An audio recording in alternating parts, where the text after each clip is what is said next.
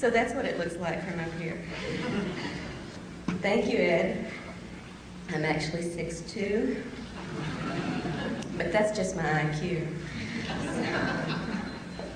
And good morning, everyone. I want to thank Ellen and Monty and the rest of the Austin MUFON organization for being such wonderful hosts for my husband and me. And this is our first time to participate in a MUFON conference, so you're making a very good impression. I am very pleased to be able to speak with you today, especially as the first speaker, because after this I can really relax and enjoy the rest of the conference. The topic of my presentation is the alien human abduction agenda, and I think it's such an important one I'm ready just to jump right in, but I think there are a few of you who may wonder who I am and why I'm up here, so perhaps I ought to introduce myself. I'm an abductee, and I use that term because I have been forcibly taken and controlled by non-human entities, which makes this an alien abductee situation. Now, some of you may know about the experiences my family and I have endured. I've recorded those in Into the Fringe, which Berkeley published in 1992. And it focuses most intensely on the period from 1987 through 1990, when we were forced to become consciously aware of the alien encounters that we've been having ever since childhood. And it also relates much of what we learned about earlier encounters through a lengthy investigation in conjunction with the researcher Barbara Barthlick. But I did have a life before Fringe that was very happy, very fulfilling, and I think reasonably normal considering the fact that I came of age in the 1960s and the hippie generation. I do have a provocative little theory about the relationship of the hippie generation to the abduction phenomenon, but I think that's going to have to wait for another presentation. In my 20s, I traveled around the world, and yes, I did it with a backpack. I married, I had a son, and I managed to earn a couple of degrees along the way. I got a bachelor's in English from California State University in Sacramento. And I received and I know this sounds a little strange, but I received a master's in American Studies from the University in Nottingham, England. They have a different view. It was a very unusual course. In my 30s, I settled down a little bit more, and I continued to raise my son. I also managed to earn a PhD in English while teaching college for 12 years. My son is now grown. He holds a master's in physics. He's married and raising his first child, so there is sweet revenge in this world. My husband and I was divorced and remarried in the late 1970s. My husband and I have moved in the last 3 years to rural Arkansas, where we live deep in the woods on a mountainside near the Arkansas River. And outside of ufology, which for me is anything but a hobby, I do have other interests and activities. I love visiting with my grandchild. I study the usefulness of the wild plants that grow on the mountainside where we live. I have a great deal of fun playing with my chihuahuas, and I enjoy the music and the concerts of Bruce Springsteen. So I do have some other interests here. Old hippies never give up their hobbies, you know. I quit teaching college in 1991, and since then have devoted, as was mentioned earlier, all of my efforts to abduction research, beginning first in conjunction with Barbara Barthlick when I was in Texas, looking into reports in the Texas-Oklahoma area, and then later independently, researching cases around the country. My most recent work is reported in the new book, Taken, that was referred to also earlier, that was published this past April by Keltworks. And I hope we will, by the time I'm through talking, understand all of the connotations that I imply with the title, Taken. It is not just the abduction aspect that I'm talking about. As both an abductee and a researcher into other people's experiences, I feel that I have a somewhat expanded context or knowledge of this phenomenon. My own experiences have taught me many things about the nature of alien activity, but that insight has been greatly expanded by the context of so many other reports I've been able to study, and it has helped me to see well beyond the limits of the individual experience if we judge the entire phenomenon only by our personal experiences, we're going to get a very distorted view. The context, the patterns, the unique elements as well as the similar elements are all very important for us to have a chance of a glimmer of understanding what may be behind this phenomenon. Yet even having been through these things, lived with people who've been through these things, and studied literally hundreds of personal and first-hand reports about these activities, I know very little about the alien agenda behind this activity. Stanton mentioned the need to hold ourselves to facts in this field, and I think that is extremely important. We should repeat that 10 times a day as we go through the work in this area. The problem, of course, with the abduction phenomena, as with a lot of ufology, is that the nature of the alien activity is designed deliberately to keep us from having much in the way of concrete evidence. Designed that way. It is not an accident. So it is difficult to feel confident of many facts. The dictionary defines facts as things and ideas which are demonstrably existent, objectively verified, and known to be certain. And at this point, given everything I've learned internally and from external evidence, there are so very few things I'm willing to call facts. The list is very short.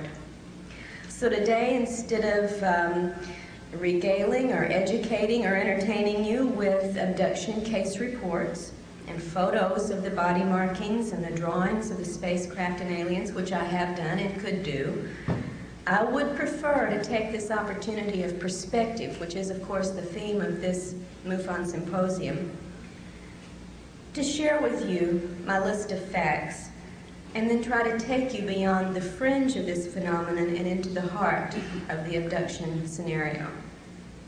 Now, I'm going to begin by discussing my list of facts before I go on to two other issues, propaganda and fantasy, because I think it's on the basis of the facts that I have been able to discern what I can about the data in the other two categories. So this will be a very short list. I hope you'll follow along with me. Facts. Fact number 1. We do not know with any certainty exactly what these entities may be. Extraterrestrial, interdimensional, terrestrial in origin, some combination of all of the above, something we have yet to even dream of. I'm going to use the term alien merely for convenience, and I am not implying that I believe they are from another planet. Now, certainly they may well be. We just don't know, and that's a fact. The aliens themselves have identified a number of different origins to various abductees and contactees throughout the years, but of course we humans have absolutely no way to check out any of the statements that they've made. Therefore, we cannot know these things, as the dictionary says about facts, to be certain, to be objectively verifiable. Fact number 2, and I'm stating this with all of the tact and diplomacy and self-control that I can, and those of you who know me know I have very little. At least some of the aliens are liars. Through the past decades, the aliens have made, and you all know this if you're familiar with your ufology history, have made various predictions and promises and given a number of very specific warnings about impending events. And we have these documented at least since the early 1950s. And you and I all know, when we look at the record of what's happened since then, that very few of these things, and none of great consequence, have come to pass. This is not a reliable source. I would like to illustrate, just from personal experience, one such scenario that should make us question the things we are told by these creatures. In Into the Fringe, I recount the story of a young man that I had known since he was 11 years old. He and my son grew up together. His family and I were close friends, and I have a great deal of confidence in who this person is and his personal integrity. He went through an intense series of encounters and abductions, as we all were doing in this particular group during 1987 and 88 and 89. And one of the entities with whom he had repeated, almost regular contact was an entity who described itself as an interdimensional being, stating that its group was 10th dimensional and knew about the 11th, the way we know about the 4th dimension. This entity would appear in various physical guises during its encounters with James. Sometimes it would be a nebulous form, sometimes it would be a human-looking woman, but sometimes only her head, sometimes her head and her hands if there was something she wanted to show him. So it varied. At one point in an extraordinary weekend of events, which are recorded in detail in Fringe, James was compelled to go out of state to a particular area. He was at his grandparents' house and was abducted in the middle of the night and taken to a hill a few miles from there where this woman materialized in full form this time. All the body parts were there. At that time, she told him that within 5 years of that date, he and a few other people, including us and several others in the area, would be activated to perform our jobs, our tasks. That it didn't matter where we would be at that time, it didn't matter what we were doing or what we wanted, we would do our jobs. The woman told him he would know this was true because she was going to give him a series of predictions of events that would come to pass from this date through the 5-year period. And she began by telling him about a situation that was occurring right that moment several states away with people he knew, so he could check this out to see if it was true. He certainly did. We all checked it out, and it was exactly true. What the woman had told him going on in the other states actually had happened, was verifiable. Of course, this made of James a believer. James was a valedictorian in a private prestigious school. He had a career ahead of him where the sky literally could have been the limit. But the woman had told him in 5 years, you will be turned on to do your job. It doesn't matter what you're doing or where you are. And you will know this is true by the things that occur. The first thing made such an impression that she was telling the truth that James's life was put completely on hold. He dropped out of college, he gave up his plans for a career, his personal relationships became irrelevant, and he thought, I've only got 5 years, I should party, I'll make enough delivering pizza on a part-time basis that I can do the things I need to do before they take me over. Of course, none of the rest of the events occurred, but his life was effectively altered to his detriment by the lies that he had been led to believe. And you know, the best way to get someone to believe a lie is to sandwich it between a few truths, which is what, of course, the woman did. The 5 years, by the way, ended in August of 1993, and we're all still doing what we want, where we want, and we're not doing our alien jobs. The aliens have given a number of stories to people throughout the years about who they are, where they're from, and we have a list, if you compile this, and at one point I think I tried to, a list of planet origins for these beings that include everything from the planet Lanacane to Banlon. They also have given us a variety of explanations as to why they're here and why they perform certain procedures. Often, however, these explanations are contradictory. And without going into a great deal of detail, I will point out just one example. I report on this in the book Taken. Several people, abductees, that I have personally worked with, have been shown cloned bodies aboard craft or in facilities. And we'll talk a little bit more about the details of these in a moment. Just for purposes of the deception and the lying capability, I will use this little story. Pat, who's one of the cases in my book, was shown a copy of her body that was in storage with a number of other human bodies. She was told it was for the resurrection. And if you know your Bibles, you know when the resurrection comes, we will all get new bodies. Pat was raised in a very simple Christian fundamentalist background. The aliens, throughout their encounters with Pat and her family, had used the religious symbolism to to bond with the family and to instill confidence in them. They'd even had Jesus beam into the room at one point when the Greys were abducting the grandmother and say, "It's okay, they're with me."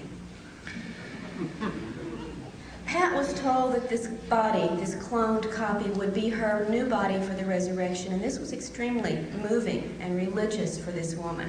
However, another woman, also reported on in the book, was shown a copy of her new body in an entirely different scenario, of course, and was told, in fact, if she didn't cooperate with the agenda the aliens had picked out for her, she could be replaced with that body and nobody'd ever notice the difference.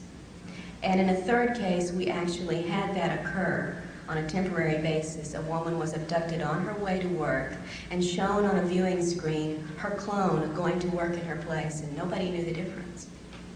So, are these bodies for the resurrection, blessed by God Himself, or are they threatened potential replacements? Aliens didn't get their stories quite straight in those cases. Fact number 3. In encounters, the human's perceptions are controlled, as are the human's conscious memories. Now, you already are very familiar, probably from the work of Hopkins and Jacobs and others, with the concept of screen memories, especially at the onset or at the conclusion of an abduction event, right? Someone may see a strange owl instead of the ET, or a little gray rabbit by the side of the car instead of an ET, or a beautiful deer, whatever.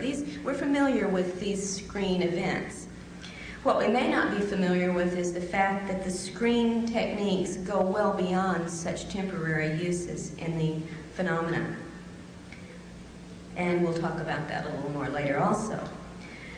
We're talking about control in fact number 3. It's also a fact that the perception of pain can be controlled and is controlled during these encounters with the particular abductees, as are feelings of physical pleasure, often sexual pleasure. And, of course, the human's emotions are also controlled during these encounters.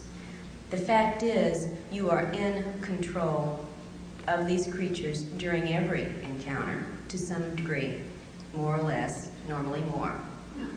Fact number 4, false memories can overlay and disguise the actual events of an encounter. And even with regressive hypnosis, the abductee may recall false scenarios. I'm not talking false memory syndrome as so much has been ballyhooed lately in the press. That's not what I'm talking about.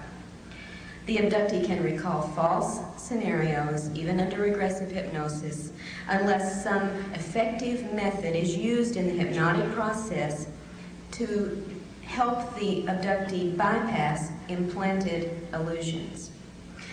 Some of you have heard me talk before. Remember an illustration of this concerning a woman named Joy, who in the 1970s had an encounter, a missing time and relocation episode in California. Was driving in one town, 2 hours later, she's in another town, has no idea how she's gotten there. She's crying, she's in hysterics, and she feels totally abandoned and betrayed. 20 years later, when additional incidents occurred and finally compelled Joy to seek out some help to find out what was going on in her life, one of the events that she looked at under hypnosis was this 2 hours of missing time in the early 70s. She recalled in the initial stage that she was taken aboard a craft and brought by a regal and awe-inspiring figure who looked like the king and had on the robe and was very much in charge, into a room much like this, stood before a podium much like this, gazed out into an audience of wonderful smiling little grays, not at all like this, thank God, and was given a book and told to read this book to the audience. She looked at the book, and it had blue symbols or figures on it that she had never seen, and she said, "I can't read this. I don't know what these symbols mean." And she was told, just put your hand over each symbol, you'll receive the impression, and then recite what you received to the audience. So Joy did this, and she would touch each symbol, and as she did, she would mentally receive a very warm, uplifting, wonderful spiritual message, which she would then recite to her audience. And she went through doing this, said the response she got was one of such love, such overwhelming acceptance. She was really awestruck by the experience.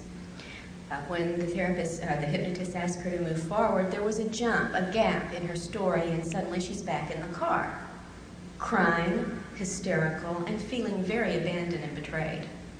Now, as you know, that doesn't match up. There's a discrepancy between the emotional state she was in the car and this wonderful, awe-inspiring spiritual experience she had recalled.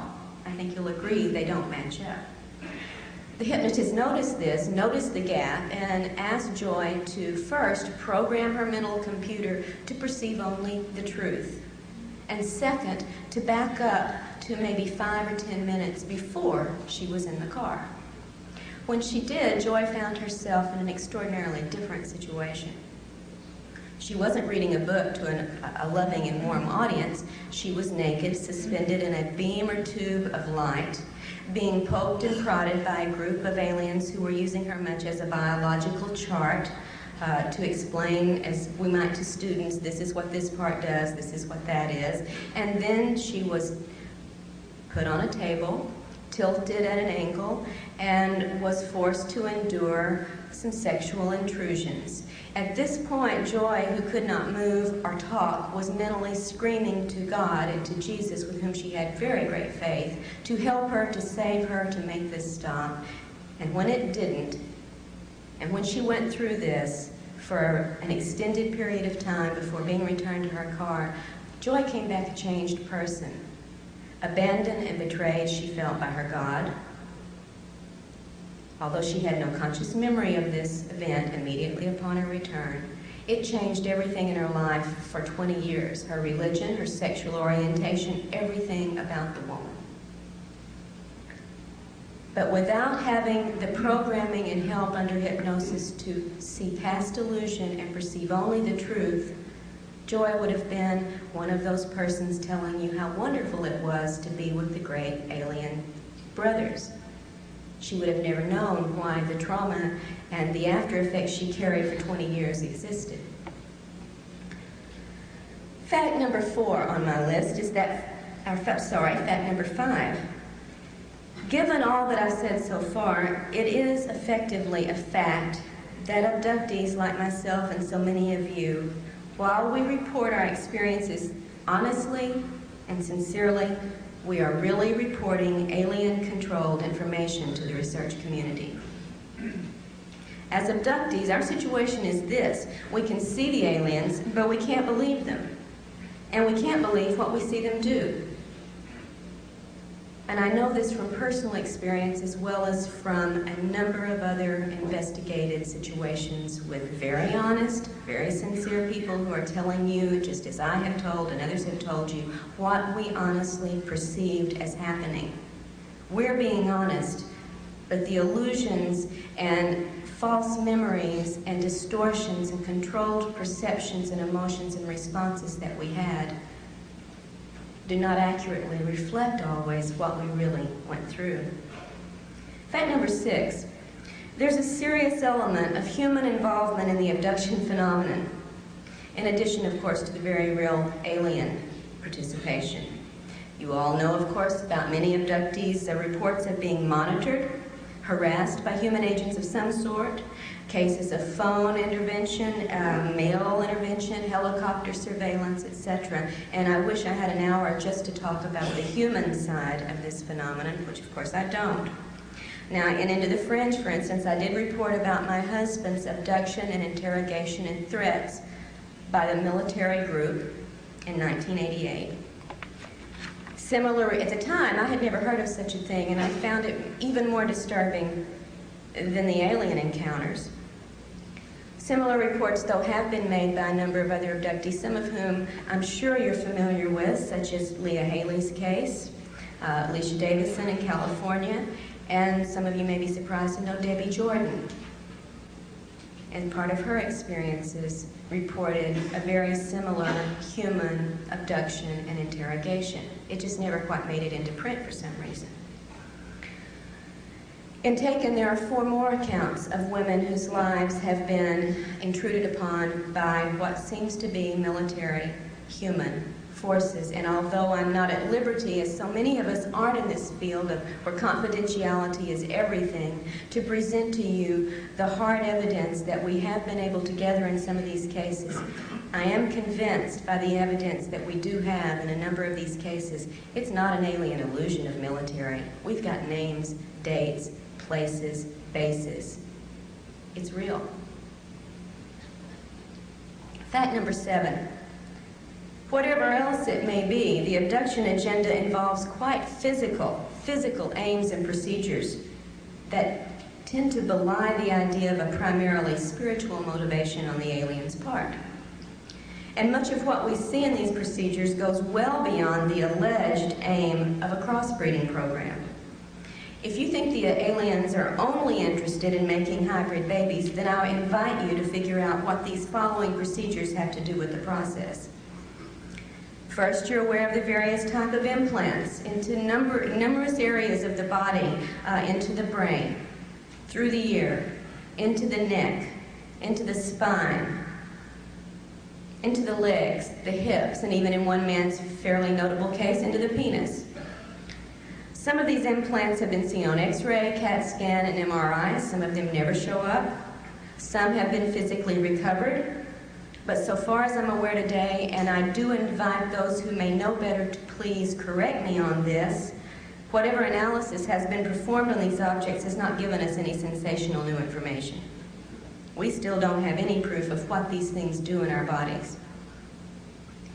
What about the insertion of wires and tubes into abductees in the chest, in the kidneys, the ovaries, the wrists, the knees, and the feet, as well as the taking of human body fluids and the injection of unknown substances into the body in various locations?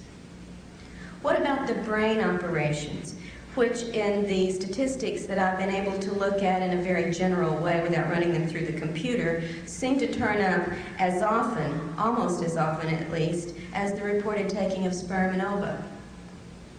In the cases reported, the individuals who've undergone or think they've undergone, because you always have to have that in the back of your mind, give an illusion, who have undergone these experiences use almost identical terms in reporting what has happened to them. I felt like my head was opened up and my brain was taken out. What about the deliberate pain experiments meant to produce levels of pain in the abductees, apparently for the measurement, study, or pleasure of the aliens who are observing them? I reported on one of these with James in Into the Fringe. He was put through an extraordinarily torturous and traumatic experience, having holes drilled in a row through the top of his head. He received an apology for this. Sorry, but we had to do it. But no explanation for why he had to do it. And most people are not given an explanation. What about the other bizarre tests and procedures that are reported time and time again? Abductees immersed in water or some liquid in which they're then forced to breathe the liquid. I think Hopkins and Jacobs have made this fairly well known to you. They now include it as one of the standard procedures. What does this have to do with crossbreeding? Are being forced to eat or drink unknown substances that then produce a variety of after effects on the abductees.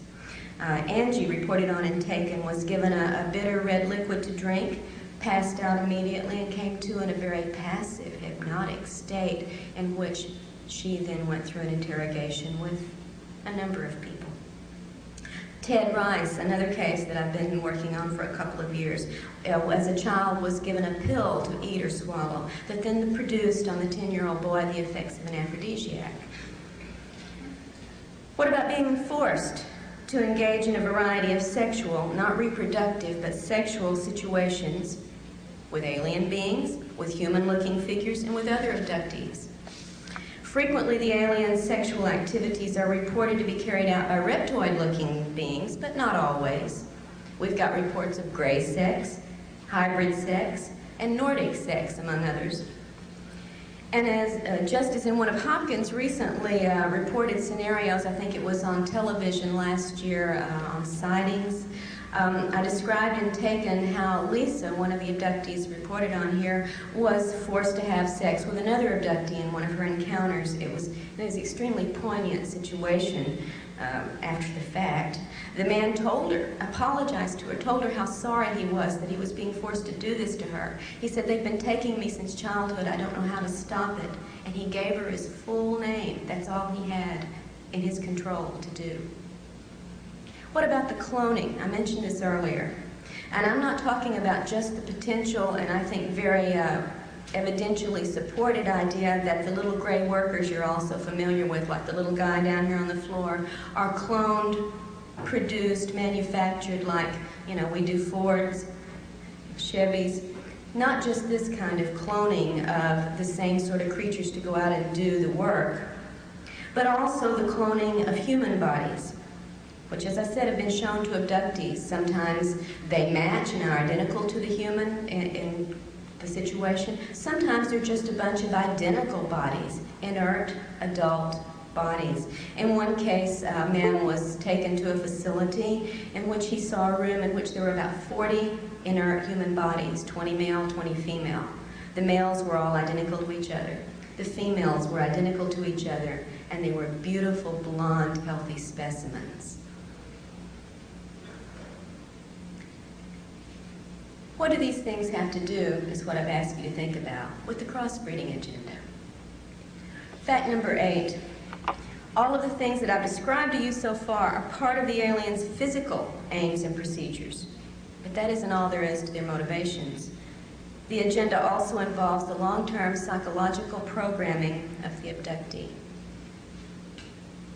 It targets, among other concepts, our social and personal relationships, our sexuality, our political ideas, and our religious and spiritual concerns. For instance, many of us, through our experiences, and I think I could get a show of hands on this, are made to be highly suspicious of our government. Now, perhaps with good reason. And in general, we become less trusting and intimate with people outside of this field, and very paranoid often of people within this field. As one of the women in the book, Jane, in Taken, has said, the aliens had fostered in her mind a mistrust of the government. Certainly it has changed most abductees' spiritual concerns and social agenda. With Pat, also reported on in Taken, the aliens, as I mentioned earlier, used a religious approach in their contacts with her, telling her very early on that they were angels, but, as they said, not as you've been taught. And they even had Jesus, as I said, appear in her bedroom to give us okay for a subsequent multiple family abduction event that occurred that night. Pat told me about this as her brother and sister, who also remembered the event, and said that Jesus had blonde hair and blue eyes and was very beautiful and wonderful. And I pointed out that, this is physically inconsistent with the historical Jesus that we know about from the Bible. He certainly probably didn't have blonde hair and blue eyes. And Pat could only say, well, this one did. On socio-political terms, abductees often find themselves obsessively interested in ecology, animal rights, globalism, but I've yet to see the really hard evidence, other than the ecological side of this, that this is a result of alien programming or a response, a human response to our own experiences, which tend, when one goes through trauma, to make one much more empathetic to others going through trauma. On more personal terms, abductees often go through specifically sexual obsessions, dysfunction, and compulsions. Now, because of the personal nature of sexual situations, I'm sure that so many of these reports I wish we had available to us are not well known in the abduction data body, such as other things like sperm gathering, ova gathering, fetal extractions, baby presentations, and so on. Now, I know those two are very intimate and very personal scenarios, but it seems that we humans are even more sensitive about our sexuality. And if you've ever known someone who's had a sexual assault, no matter how traumatic, unwelcome, intrusive, and criminal the event may have been, the person tends to carry, without a lot of help to get over it, a sense of shame and responsibility. This is also true for abductees. In private, although these reports are not often made public, in private, abductees have reported not only straightforward sexual encounters during abductions, as I mentioned earlier, but also the aftermath of such encounters on their lives. You might be surprised, and again you might not be, to know how many abductees report obsessions or compulsive masturbation after their experiences that they do not have control over. Overwhelming sexual appetites.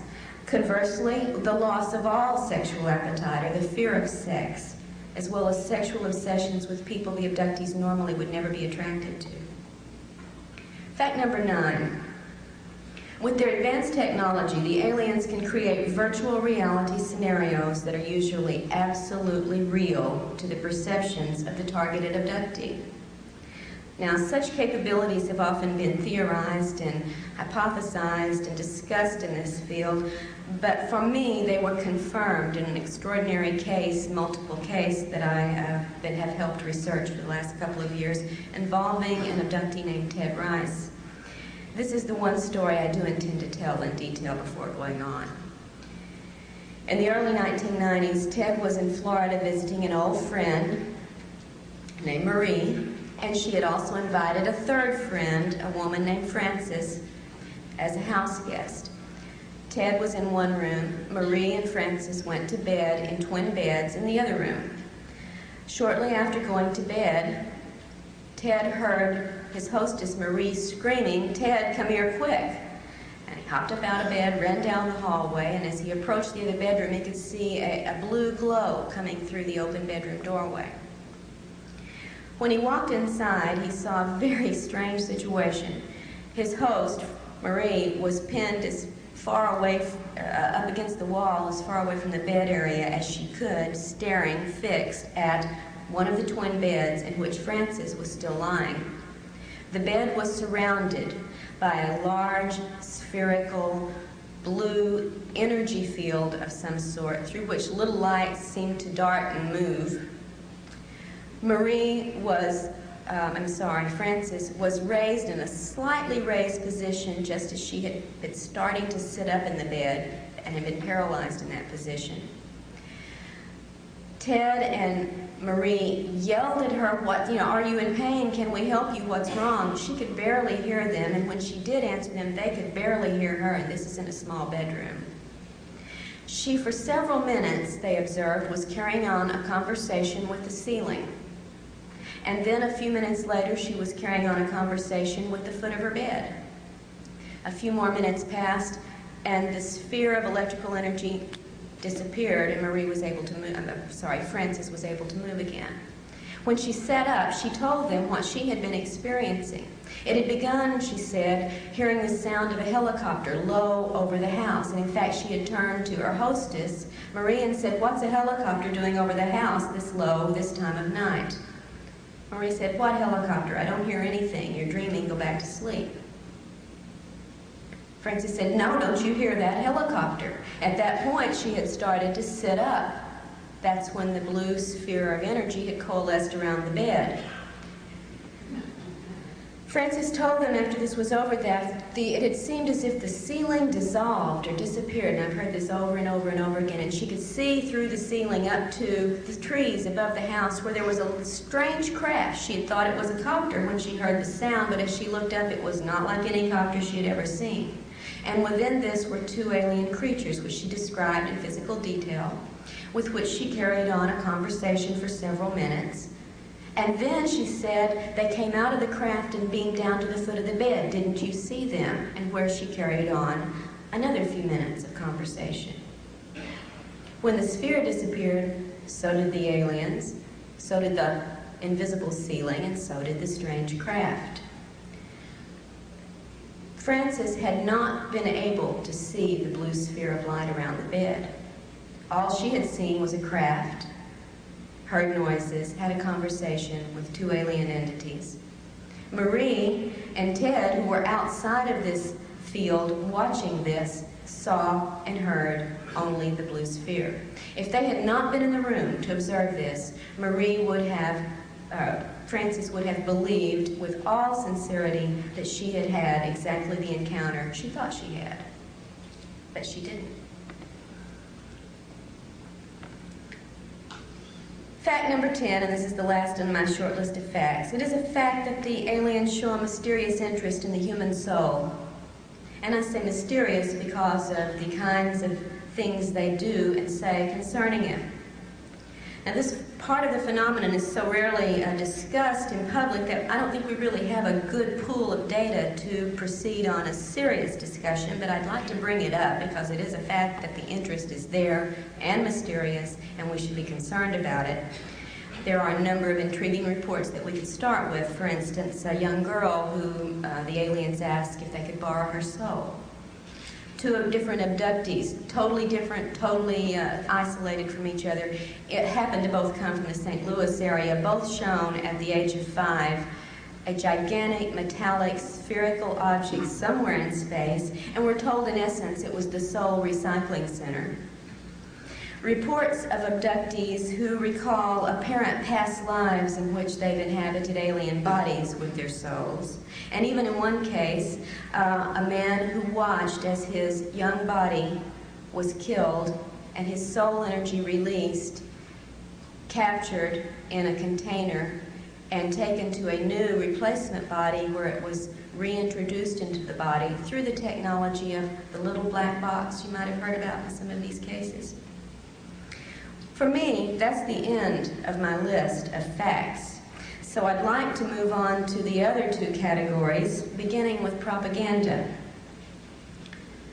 Propaganda is defined as any association, system, or concerted movement for the propagation of a particular doctrine or belief.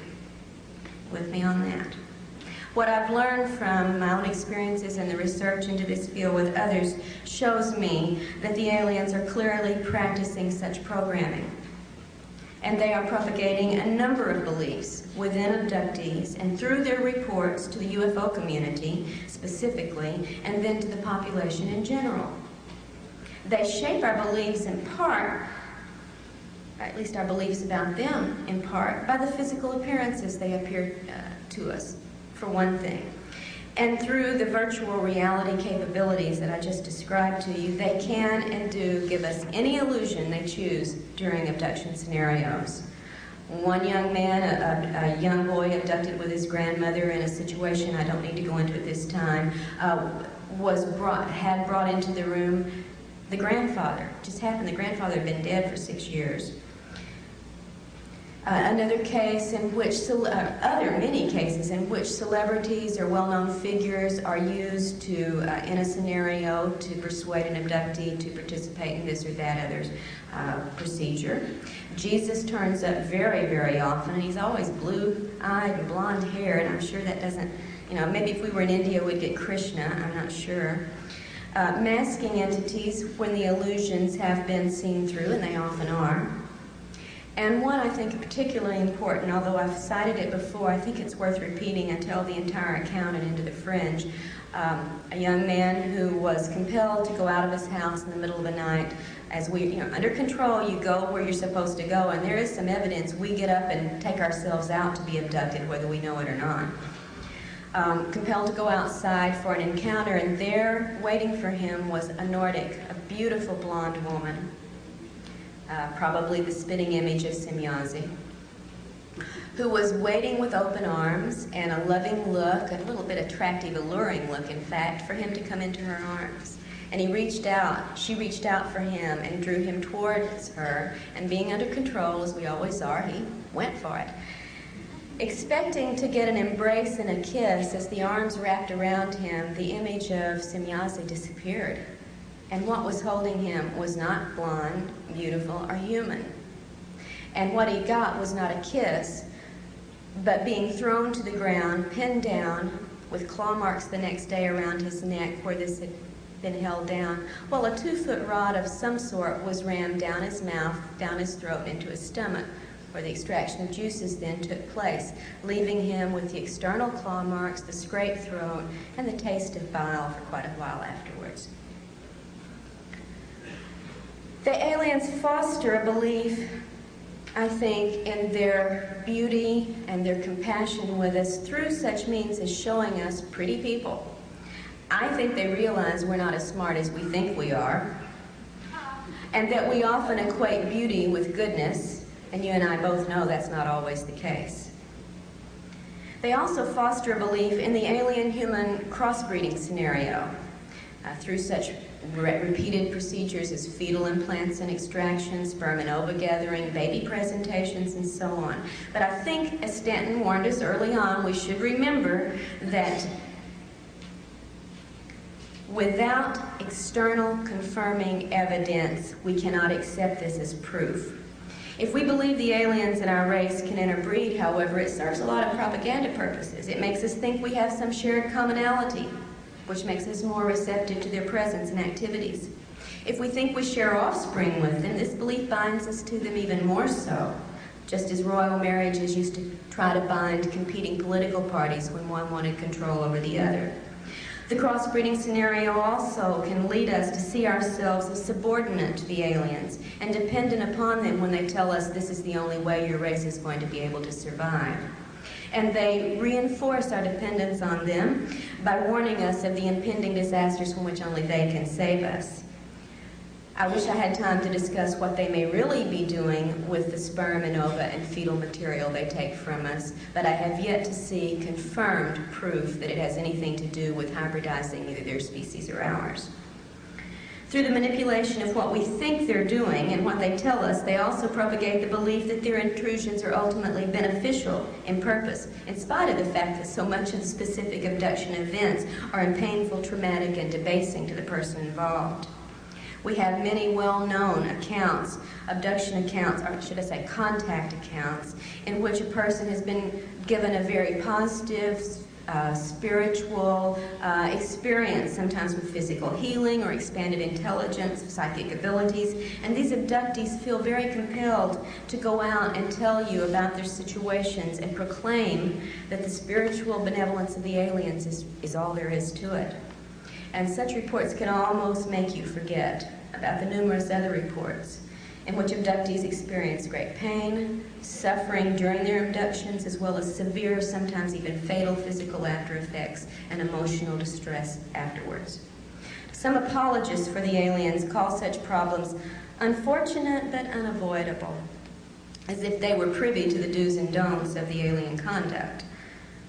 But if inflicting pain or permanent damage can be controlled and avoided in certain cases, we can have and do have the right to ask, why is it not extended to all abductees, which it certainly is not. Just real quickly, one case I reported in Taken, Beth, a Puerto Rican woman, abducted in the late 1970s along with some of her children and her husband, went through a series of very strange physical and spiritual events during this abduction. Afterwards, suffered with a persistent, weeks-long rash that no one could explain, severe nausea for days afterwards, headaches, blinding headaches, severe hair loss, and such damage to her eyes that she developed cataracts, and she was a very young woman. This called for surgery, of course, to remove the cataracts, and the surgeon found evidence that she had had previous eye surgery, which she, of course, had never had. We have reports over and over of diseases, distress, sometimes fatal situations following immediately upon abductions, as well as the wonderful healing cases that are out there. They do exist, but if they exist for one, why do they not exist for all? And I think we need to ask that. Propaganda techniques also include perpetrating good cop, bad cop situations, or good alien, bad alien situations. You know how many accounts tell of painful, traumatic events taking place during an abduction, and then they stop when the good alien enters, the friendly one, the protector who makes it all better and takes away the pain. Binds us to them. We've got a helper. Reminds me of what goes on in some of the abduction and hostage situations we've been familiar with over the years. These things tend to instill in the abductee a sense of awe, a sense of fear, a sense of vulnerability, and in a very, very strange way, a sense of bonding and identification through that protector alien figure, making us subordinate and vulnerable in our relations with them. The aliens start early in the abductee's life to instill notions that the abductee somehow belongs to the aliens, is alien property, sometimes telling children, as they told me, that they are their parents, that the human parents are not the real parents, that we are their possession. Aliens say they have the right to do the things they do to us. They never show us, however, the warrant for that right. They foster our belief in the crossbreeding agenda. And if all we had to go on was the data related to this, that would be a very acceptable theory, but I hope I've made clear to you by what I've presented heretofore, that's certainly not all there is to the phenomenon. In a handful of cases, well, I don't have time, we're coming to a limit here, abductees have even seen these wonderful hybrid fetuses that are supposedly going to either save their race or our race, depending on which alien you're talking to at the time, deliberately destroyed. In one case, blended up as we would do a milkshake, and when the woman, in great distress, protested this, was told in effect by the alien, "Don't get so excited, it wasn't really alive anyway, and don't worry, we won't waste any of the physical material." I wish I could go into a series of other reports along this line that bring block after block of evidence upon which to build the idea that we should not accept hybridizing and crossbreeding as the agenda. But again, time is of the essence. Programming also occurs with the sexual scenarios that are carried out, and again, without getting into the details, they are mostly reported by abductees to be invasive, unwelcome, and traumatic, having after effects on the sexuality of that person, sometimes for years afterwards. There are a lot of details we could discuss, maybe during question and answers we can. In general, alien propaganda seems designed to promote the superiority, the proprietary nature, and the benevolent status of the aliens, and the subordinate dependent position of humanity. To close, I'd like to talk very quickly about the issue of fantasy. Fantasy refers in some of its definitions to suppositions resting on no solid ground. And I think you can see already we've had alien fantasy perpetrated upon us in scenarios. I think more disturbing sometimes is the fact that there's come to be such a strong element of fantasy or fantastic thinking in the abduction research community, so that we've made the mistake of basing our theories and ideas and responses upon what is essentially alien-controlled reports from abductees that cannot be taken at face value, even by those of us who go through them. These have led to fantastic theories, those with no basis on solid evidence. And you and I have heard many, many of these statements made to the point where it's divided the community into a point where we now refer to camps of opinions, as if the soldiers on one side of the field are getting ready to take on the soldiers on the other. And this is not the way it should be. We base our theories on fantasy, and we're never going to find the truth. I wish I could end with this reply to one of the statements I consider fantasy-oriented. The aliens must be benevolent because they have the ability to conquer us, and they haven't invaded us. If they wanted to conquer us, they could. Therefore, they must be our friends. And my reply first is, every time a person is abducted, there is an invasion. Also, please remember, there are many more sophisticated ways to invade than to use weapons of mass destruction. If they can control and manipulate the way we think, the things we see, and how we emotionally respond, they don't need those weapons. I have to bring this to a close, and I would like to say that we must, I think, get rid of the fantasy element in our thinking in this field. We have our own human needs and desires that also help shape our thinking, not just the alien control data that abductees report. We do not want this to be a bad situation, therefore we don't let ourselves think it could be.